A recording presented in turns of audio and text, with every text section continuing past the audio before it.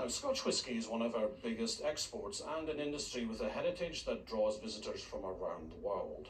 But just where and when did it all start? Well, a new archaeological dig at one of the country's first legal distilleries is underway at the Cabrach in Moray, shedding new light on the origins of Scotland's national drink.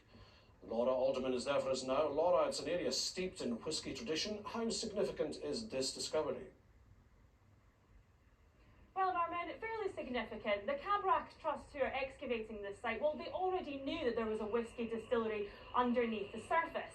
And that's because this area is a hotbed, it used to be a hotbed, of illegal whisky smuggling back in the early 1800s. Now, the one that's been excavated, Blackmiddens, that was relatively small scale, and they used to churn out 20,000 litres of whisky a year. It sounds like a lot, but by today's standards, Glenfiddich Distillery, which isn't far from here, well, they produce 13 million litres of whisky a year. Indeed, the rich history of the Cabrach was a local secret until now. Digging in the midday sun is thirsty work for these archaeologists. But thirst was exactly what made this area notorious in the early 19th century. Beneath the surface lies the remains of what was one of the first legal whisky distilleries in Scotland. Before that, bootleg homebrew and dodging the authorities was commonplace in the Cabrach. Because of a change in the taxation in 1823, they tried to extinguish all the illicit distilling that was going on here on an industrial level. In the burn just behind us as well, I found 2 illicit whisky bothies. So there's no doubt that people living on this farm would probably have a good knowledge already of how to make whisky. And this here would have been the centre point of the distillation process, where copper stills were fired up with peat from the landscape around us.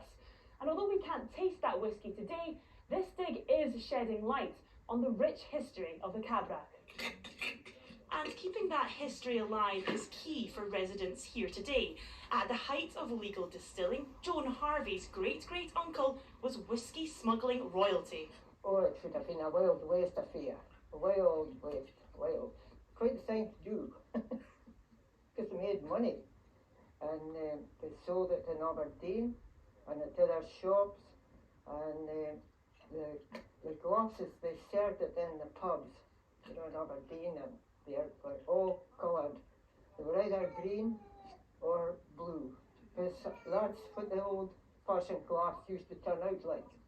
And then they didn't know what they were drinking. It was very suspicious. Thankfully now we know what's in our favourite dram, but digging up distilleries like this enables us to trace the global success of our national tipple.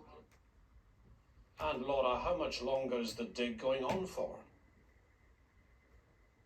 Well, much like the whisky that's made here, the archaeologists aren't in any rush, but they are eager. When I was chatting to them earlier today, they just kept saying, can we go back to work now? Can we go back to work now? They just want to unearth as many treasures as possible. The dig started on Monday and it's going to go until tomorrow afternoon. But I should point out that this area isn't yet open to the public.